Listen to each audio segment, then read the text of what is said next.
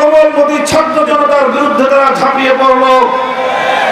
আর এভাবে গুলি করে একের পর এক হত্যা করা হলো আমাদের সন্তানদেরকে, হত্যা করা হলো আমাদের ভাই বোনদেরকে। বাংলাদেশের প্রতিটি শিক্ষাঙ্গনে ছুটল লাশের মিছিল। 3 বছরের শিশু কন্যা থেকে বহু বৃদ্ধ মানুষ পর্যন্ত কেউ রেহাই পায়নি হাসিনার এই খুনের অভিযান থেকে।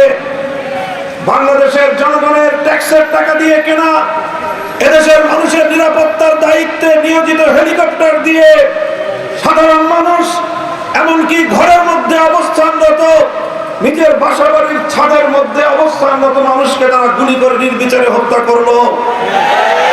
এমন খুনের কাণ্ড, এমন হত্যাযজ্ঞ বিশ্ব ইতিহাসে বিরল।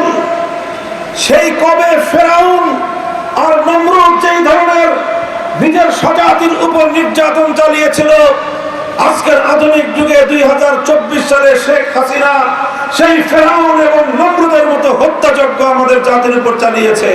এমন একটি সরকার, যেই সরকার দেশের মায়ের কোল থেকে সন্তানকে কেড়ে নেয়, স্ত্রীর বুক থেকে তার স্বামীকে কেড়ে নেয়, ভাইয়ের কাছ থেকে বোনকে কেড়ে নেয়, বোনের কাছ থেকে ভাইকে ছিন্ন করে, সন্তানের কাছ থেকে তার বাবাকে কেড়ে নেয়।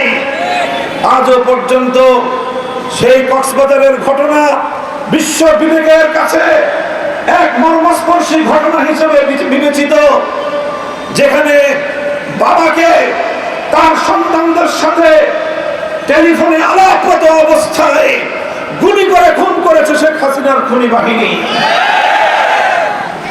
এই বাহিনী এভাবে খুন করে, গুম করে, হত্যাযজ্ঞ চালিয়ে মনে করেছিল ক্ষমতার মসনদকে চিরস্থায়ী করে রাখবে। কিন্তু ইতিহাস বড় নির্মম। বারবার ইতিহাস তার এই শিক্ষা পুনরাবৃত্ত করে, রক্ত দিয়ে, খুন ঝরিয়ে, অত্যাচার করে, জুলুম করে কেউ কোনোদিন ক্ষমতার মসনদে চিরস্থায়ী থাকতে পারে না।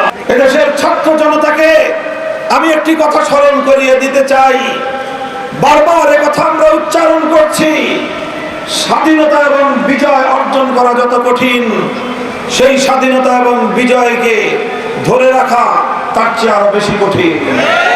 তাই আজ শুধুমাত্র গণঅভ্যুত্থানের মাধ্যমে ফ্যাসিস্ট হাসিনাকে বিদায় ঘটিয়েই আমাদেরকে আত্মতৃপ্তিতে ভুগলে চলবে না, বরং আমাদেরকে এই বিজয় বাংলাদেশের জনগণের জন্য মহিমান্বিত করে গড়ে তুলতে হবে।